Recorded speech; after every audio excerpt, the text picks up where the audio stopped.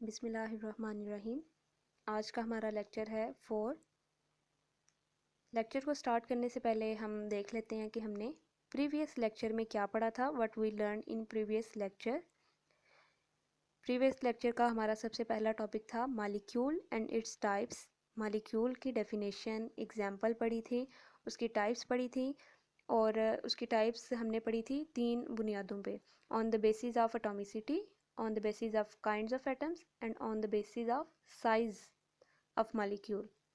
और उन तमाम टाइप्स की फिर फर्दर भी आगे से इन कैटेगरीज की टाइप्स थी जिनके एग्जांपल्स के साथ हमने पढ़ा था। सेकंड जो टॉपिक हमने लास्ट लेक्चर में पढ़ा था वो था ion and its types. Ion की डेफिनेशन विद एग्जांपल, उसकी जो टाइप्स थी कैटाइंस एंड एनाइंस, उनकी डेफिनेशंस और एग्जांपल्स पढ़ी थी हमने। जो लास्ट टॉपिक था हमारे पिछले लेक्चर का वो था मॉलिक्यूलर आयंस। मॉलिक्यूलर आयंस क्या होते हैं, उनकी examples, cationic molecular ions and anionic molecular ions, इसकी टाइप्स ये भी पढ़ी थी हमने एग्जांपल्स के साथ। तो ये तो था हमारा पिछले लेक्चर का थोड़ा सा रिकैप। अब हम देखेंगे कि आज के लेक्चर में हमने क्या पढ़ना है। So the contents that we will discuss in today's lecture, उनमें से पहला कंटेंट है, पहला टॉपिक होगा रिलेटिव एटॉमिक मास, जो कि आपकी बुक का, आपके चैप्टर नंबर 1 का टॉपिक नंबर है 1.2। रिलेटिव एटॉमिक मास क्या है और इसका क्या यूज़ है, इसकी थोड़ी सी हिस्ट्री भी हम देखेंगे। फिर सेकंड टॉपिक हम पढ़ेंगे आइसोटोप्स, जो आपके चैप्टर का टॉपिक नंबर है 1.3। आइसोटोप्स की डेफिनेशन पढ़ेंगे और कुछ एग्जांपल्स देखेंगे हम इसके अंदर टाइप्स के साथ। थर्ड टॉपिक जो आज के लेक्चर का होगा, लास्ट टॉपिक, वो है रिलेटिव अबंडेंस। तो आज के लेक्चर के हमारे कंटेंट्स हैं relative atomic mass, isotopes and relative abundance. Start करते हैं हम अपने पहले टॉपिक से, रिलेटिव एटॉमिक मास। इसमें जो पहला वर्ड है रिलेटिव, यानी कि हम रिलेट करके निकालेंगे एटॉमिक मास। किसी चीज़ का वज़न मालूम करना, उसको किसी दूसरी चीज़ के साथ रिलेट करके, उसको हम बोलते हैं रिलेटिव एटॉमिक मास। केमिस्ट्री में इसकी डेफिनेशन है the mass of an atom of an element. किसी एलिमेंट के एटम का जो मास है, अगर उसको हम कंपेयर करें कार्बन के मास के साथ, कार्बन के कौन से मास के साथ, कार्बन का वो हमने आइसोटोप लेना है जो कि 12 होगा। अब आगे जाके ये भी हम पढ़ेंगे आइसोटोप क्या है। तो फिलहाल यहाँ पे इसकी डेफिनेशन क्या है कि mass of an atom of an element compared to the mass of an atom of carbon. किसी एलिमेंट का मास निकालना, कंपेयर किसके साथ करेंगे, रिलेट किसके साथ करेंगे हम, कार्बन के साथ, जिसको हम 12 कंसीडर करेंगे। इसको हम कहते हैं रिलेटिव एटॉमिक मास। ये है इसकी डेफिनेशन। दोबारा से रिवाइज कर लेते हैं। किसी एलिमेंट के एटम का मास मालूम करना, उसको कंपेयर करके कार्बन के साथ, कार्बन 12 के साथ, इसको कहा जाता है रिलेटिव एटॉमिक मास। इसके लिए जो यूनिट यूज़ किया जाता है वो है एटॉमिक मास यूनिट, AMU। जैसे हम यूनिट यूज़ करते हैं ना मास के लिए, किलोग्राम यूज़ करते हैं, ग्राम यूज़ करते हैं, इसी तरह जब हम एलिमेंट्स के एटम्स जो हैं उनका मास निकालते हैं कार्बन 12 के साथ रिलेट करके, तो हम उसके लिए यूनिट यूज़ करेंगे वहाँ पे AMU, atomic mass unit. Atomic mass unit की भी आगे से डेफिनेशन है, इस तरह से डिफाइन किया जाता है कि it is 1/12 of mass of one carbon atom. एक कार्बन एटम के मास का ये क्या है, 1/12, उसका 12वां हिस्सा है ये। एटॉमिक मास यूनिट की डेफिनेशन क्या है, कार्बन एटम के मास का, एक कार्बन एटम के मास का 12वां हिस्सा, 1/12 of the mass of one carbon atom. चलें अब हम इसको एक सिंपल सी एग्जांपल से समझते हैं। यहाँ आपको एक फिगर नज़र आ रही है जो कि एक तराजू है। आप आम जिंदगी में आप उसको देखते हैं, जिसमें हम क्या करते हैं, हम एक साइड पे एक स्टैंडर्ड मैस रखते हैं। वो जो लोहे के बने हुए बाट होते हैं उनको हम एक साइड पे रखते हैं। उनके मैस हमें पता होते हैं कि ये 1 किलोग्राम वाला है, ये 2 kg वाला है, ये 3 kg वाला है, स्टैंडर्ड रखते हैं ना। और दूसरी साइड पे हम रखते हैं जिसका हमने मैस मैयर करना होता है। जैसे यहाँ पर फिगर में भी आपको नज़र आ रहा होगा, एक साइड पे है स्टैंडर्ड मैस और दूसरी साइड पे है मैस टू बी मैयर्ड, यानी जिसका मैस हमने मैयर करना है। अगर हम 1 किलोग्राम एक साइड पे रखें, उसको स्टैंडर्ड मैस बना लें, तो दूसरी साइड पे हम अपनी जिस भी चीज़ का मैस लेना होता है, उसका मेजर करना होता है, उसको हम रखते जाते हैं। जब तक वो दोनों बैलेंस ना हो जाएं, तो इसका मतलब है अभी 1 kg नहीं हुआ। जब वो बैलेंस हो जाएंगे, इट मीन्स कि अब 1 किलोग्राम हो गया है। तो इसी तरह से ये क्या था, रिलेट किया ना, कंपेयर करके मैथ्स निकालते हैं यहाँ पर भी किसी दूसरे के साथ, जिसका हमें पता होता है, वो स्टैंडर्ड होता है हमारा, हमें उसका मैथ्स मालूम होता है, उसके साथ हम रिलेट करके कंपेयर करके मैथ्स निकालते हैं। रिलेटिव एटॉमिक मैथ्स के अंदर भी, जो हमने पिछला टॉपिक पढ़ा, उसके अंदर भी हम कार्बन 12 को स्टैंडर्ड बना लेते हैं और उसके साथ कंपेयर करके हम दूसरी जो हमारी एलिमेंट है उनके एटम्स का मैथ्स निकालते हैं। यहाँ पर मैं इसकी थोड़ी सी हिस्ट्री आपको बता दूं कि स्टार्ट में हाइड्रोजन को लिया गया था as a standard for maths, और उसका जो एटॉमिक वेट था वो सेट किया गया था 2। लेकिन बाद में फिर पता चला कि ये जो है इसमें एरर बहुत ज़्यादा आ रहा है, इसको हम स्टैंडर्ड नहीं ले सकते, क्योंकि हाइड्रोजन दूसरे कंपाउंड्स के साथ बहुत अनस्टेबल कंपाउंड्स देता है। फिर उसके बाद सेकंड पे लिया गया ऑक्सीजन को। काफ़ी अर्सा तक ऑक्सीजन को एज अ स्टैंडर्ड लेते गए और उसका जो मैथ था वो सेट किया गया 16 पे। लेकिन फिर बाद में जब स्टडीज से पता चला कि इससे भी एरर बहुत ज़्यादा आ रहा है, तो अब हमें किसी एक ऐसे स्टैंडर्ड की ज़रूरत है जिसमें एरर बहुत कम आए और उसका जो मैथ है वो एग्जैक्टली बिल्कुल सेम हो, एक हमारे पास होल डिजिट के तौर पर आना चाहिए। तो वहाँ पर फिर जो मैथ्स लिया गया था वो फिर कार्बन को लास्ट पे तकरीबन 1961 के एंड पे जाके कार्बन 12 को फिर एज अ स्टैंडर्ड लिया गया था और उसका एटॉमिक मैस लिया गया 12। एग्जांपल्स कुछ हम देख लेते हैं। हाइड्रोजन है, उसका रिलेटिव एटॉमिक मैस है 1.008। यही रीज़न था कि हाइड्रोजन को फिर, क्योंकि इसका एग्जैक्टली 1 नहीं है और 2 भी नहीं है, इसलिए फिर इसको रिजेक्ट कर दिया गया था कि इसको स्टैंडर्ड नहीं रखा जा सकता। स्टैंडर्ड उस चीज़ को लिया जाता है जो कि बिल्कुल परफेक्ट हो, तो इसलिए फिर हाइड्रोजन को रिजेक्ट कर दिया गया था। फिर ऑक्सीजन को लिया गया। ऑक्सीजन का यहाँ पर हम देख लेते हैं, उसका रिलेटिव एटॉमिक मैस क्या है, ये है 15.994। तो ये है इसका रिलेटिव एटॉमिक मैस। यही इसकी भी यही रीज़न थी इसको रिजेक्ट करने की, क्योंकि एग्जैक्टली 16 इसका भी नहीं है। तो कार्बन एक ऐसा था जिसका एग्जैक्टली 12 था किसी हद तक, और उसमें एरर के चांसेस बहुत कम थे। तो उसमें जो एरर आता था वो था 42 पार्ट्स पर मिलियन, यानी बहुत कम ये बनता है। और एक और एग्जांपल है यहाँ पर, एलिमेंट है क्लोरीन।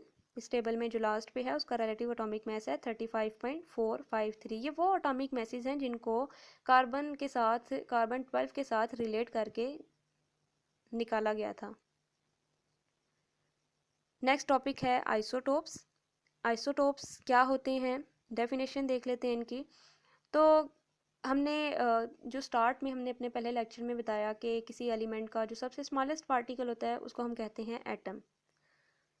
अब उस एलिमेंट के जो एटम्स थे वो आपस में थोड़े मुख्तलिफ थे।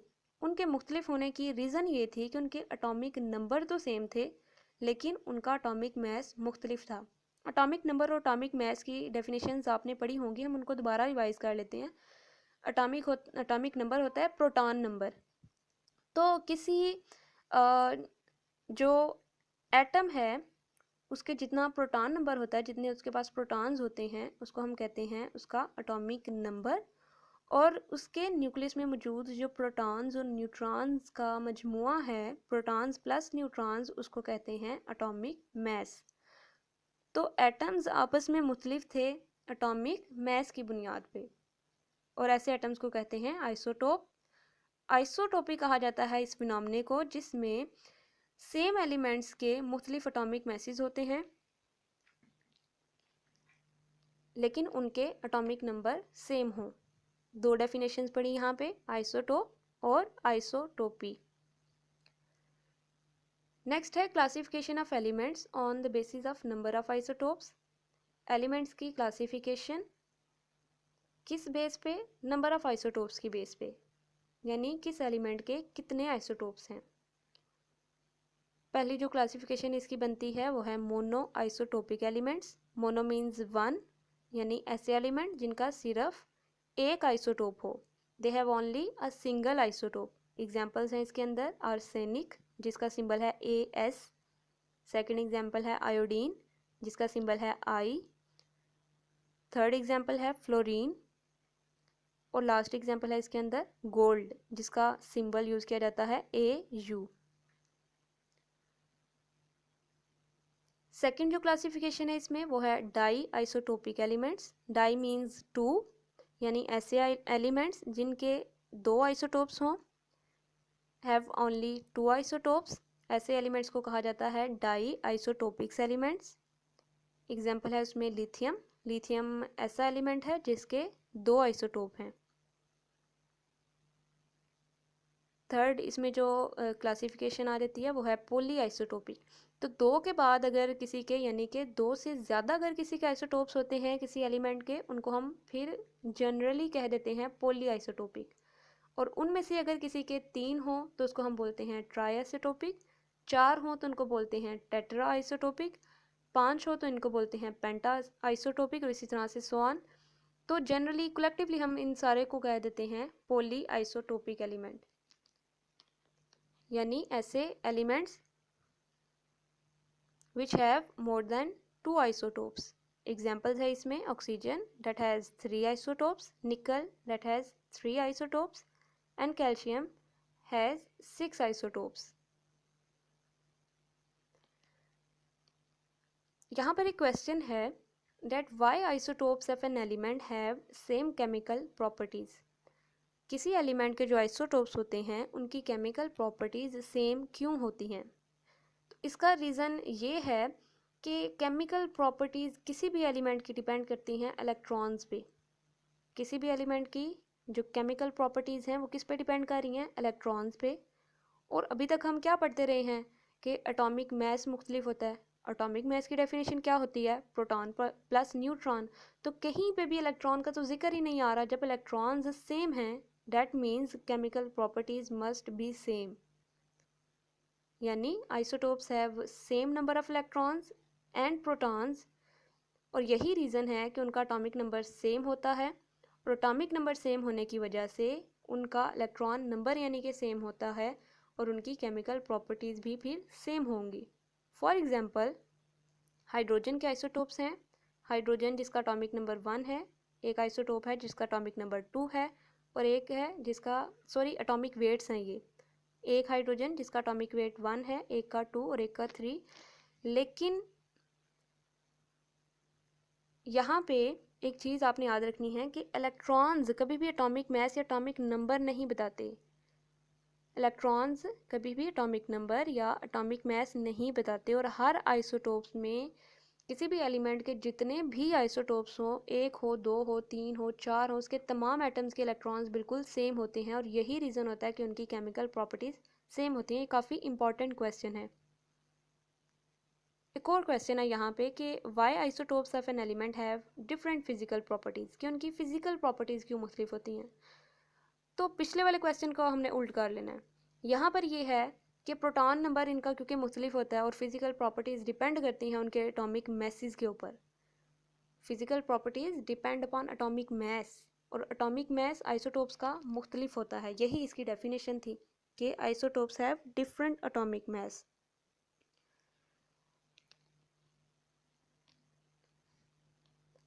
और फिज़िकल प्रॉपर्टीज़ भी फिर उसी पे डिपेंड करेंगी। फिज़िकल प्रॉपर्टीज़ डिपेंड करती हैं अगर एटॉमिक मैस पे, तो आइसोटोप्स के तो एटॉमिक मैस मुख्तलिफ होते हैं, इसीलिए उनकी आपस में फ़िज़िकल प्रॉपर्टीज़ भी मुख्तलिफ होती हैं। और जो मेन रीज़न आप कह सकते हैं ना एटॉमिक मैस मुख्तलिफ होने का, होते हैं न्यूट्रॉन्स। क्योंकि प्रोटॉन्स, अभी पीछे हमने कहा, प्रोटॉन्स और इलेक्ट्रॉन्स सेम होते हैं किसी भी आइसोटोप के। किसी एक एलिमेंट के जितने भी आइसोटोप्स हों उनके प्रोटॉन्स और न्यूट्रॉन्स बिल्कुल सेम होते हैं, लेकिन उनके न्यूट्रॉन मुख्तलिफ होते हैं। एटॉमिक मैस मुख्तलिफ होने का रीज़न होते हैं न्यूट्रॉन्स। एग्जाम्पल है इसके अंदर आइसोटोप्स, हम हाइड्रोजन की चलें डिस्कस कर लेते हैं। एक आइसोटोप है इसका जिसका एटॉमिक मैस है 1, उसमें प्रोटॉन्स, इलेक्ट्रॉन्स और न्यूट्रॉन्स हम देख लेते हैं कितने हैं। तो जो आइसोटोप है हाइड्रोजन का 1 जिसका एटॉमिक मैस है, उसमें प्रोटॉन्स हैं 1, इलेक्ट्रॉन्स भी 1 हैं, और न्यूट्रॉन्स इसके अंदर 0 हैं। अगर हम इसका एटॉमिक मैस निकालें तो क्या बना? 1 + 0, यानी प्रोटॉन्स प्लस न्यूट्रॉन्स करें, क्या बना 1, इसलिए इसका आइसोटोप का जो मास है वो है 1। सेकंड आइसोटोप है इसका हाइड्रोजन 2, यानी कि इसका एटॉमिक मास है 2। इसके एटॉमिक मास के मुख्तलिफ होने का रीज़न क्या है वो भी देख लेते हैं अभी। प्रोटॉन नंबर इसमें सेम है, देख लें 1 है, इलेक्ट्रॉन नंबर भी इसमें बिल्कुल सेम है, तो मुख्तलिफ क्यों हुआ? न्यूट्रॉन्स की वजह से, जो कि यहाँ पर 1 है।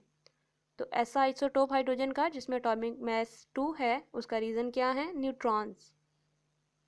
थर्ड आइसोटोप है इसका हाइड्रोजन 3, जिसमें एटॉमिक मास 3 है। इसमें भी प्रोटॉन, इलेक्ट्रॉन और न्यूट्रॉन्स की तादाद देख लेते हैं क्या है। प्रोटॉन नंबर बिल्कुल सेम है, इलेक्ट्रॉन नंबर भी सेम है यहाँ पे, तो मुख्तलिफ क्या है यहाँ? न्यूट्रॉन्स। न्यूट्रॉन नंबर है यहाँ पे 2, प्रोटॉन प्लस न्यूट्रॉन करें तो ये बनता है 3, और यही इसका एटॉमिक मास है और यही आइसोटोप की डेफिनेशन है। तो ये भी एक बहुत इंपॉर्टेंट क्वेश्चन है, why isotopes of an element have different physical properties. तो इसका आंसर क्या है बेसिकली कि physical properties depend upon atomic mass and atomic mass is different. Isotopes have different atomic message, और वो एटॉमिक मास डिफरेंट होने का रीज़न क्या होते हैं? न्यूट्रॉन्स। लास्ट टॉपिक है रिलेटिव अबंडेंस ऑफ आइसोटोप्स, यानी एक एलिमेंट के अगर दो आइसोटोप्स हैं, दो से ज़्यादा आइसोटोप्स हैं, तो उनमें से ज़्यादा कौन सा पाया जाता है। अब ऐसा तो नहीं कि तमाम आइसोटोप्स की तादाद बिल्कुल सेम हो, ऐसा भी तो हो सकता है कि किसी आइसोटोप की तादाद ज़्यादा हो। यानी हाइड्रोजन में हमने 3 आइसोटोप्स पढ़े, हाइड्रोजन 1, 2 एंड 3। हम ज़्यादातर कौन सा यूज़ करते हैं? हाइड्रोजन 1 यूज़ करते हैं। तो अबंडेंस का मतलब क्या है कि कौन ज़्यादा है, किसकी तादाद ज़्यादा है किस आइसोटोप्स की। और रिलेटिव का क्या मतलब है? हमने रिलेट करके देखना है, उसके एलिमेंट के जितने भी आइसोटोप्स हैं उनको आपस में रिलेट करें, कंपेयर करें। जिसके ज़्यादा एटॉमिक मास है, जिसकी ज़्यादा परसेंटेज है, वही उसका फिर आइसोटोप यूज़ किया जाता है। डेफिनेशन इसकी देख लेते हैं कि percentage occurrence of one isotope of an element, यानी किसी एलिमेंट का जो आइसोटोप है कोई भी, उसकी परसेंटेज अक्रेंस कितनी है। एक आइसोटोप ऐसा हो सकता है जिसकी परसेंटेज हो 10, एक आइसोटोप होगा उनमें से जिसकी परसेंटेज 50 होगी, और एक ऐसा होगा जिसकी 99 भी तो हो सकती है। तो जिसकी परसेंटेज सबसे ज़्यादा होगी वही हम यूज़ करते हैं।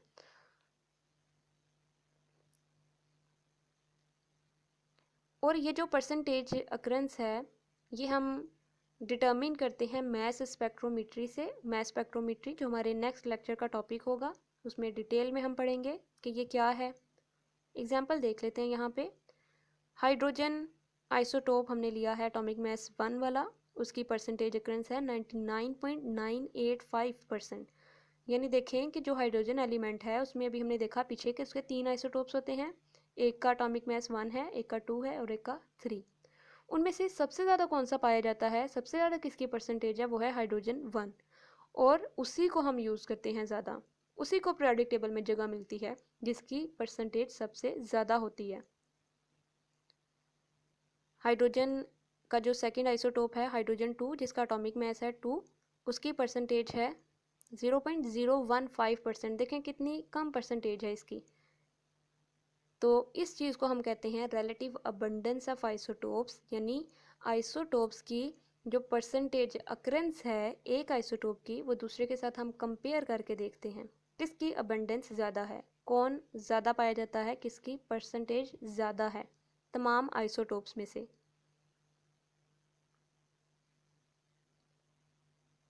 अब हम क्लासिफिकेशन देख लेते हैं कि किस तरह से हम आइसोटोप्स को क्लासीफाई करते हैं, हमारे पास कितने आइसोटोप्स मौजूद हैं। तो टोटल हमारे पास जो आइसोटोप्स मौजूद हैं इस टाइम तक वो हैं 580। उन 580 आइसोटोप्स में से जो नेचुरली अकरिंग आइसोटोप्स हैं, जो कुदरती तौर पर पाए जाते हैं, मैन मेड नहीं हैं, वो हैं 280 आइसोटोप्स। और जो आइसोटोप्स खुद से तैयार किए गए हैं वो हैं आर्टिफिशियल आइसोटोप्स, और वो हैं 300। टोटल आइसोटोप्स हैं 580, उनमें से नेचुरली अकरिंग हैं 280, और जो आर्टिफिशियली बनाए गए हैं वो हैं 300 आइसोटोप्स। दोनों को ऐड करें तो टोटल बनते हैं 580। अब इनमें से ये जो कैटेगरी है नेचुरल आइसोटोप्स की, फर्दर इसकी दो कैटेगरीज हैं, उनमें से 240 आइसोटोप ऐसे हैं जो कि नॉन रेडियो एक्टिव आइसोटोप्स हैं और 40 ऐसे हैं जो रेडियो एक्टिव हैं।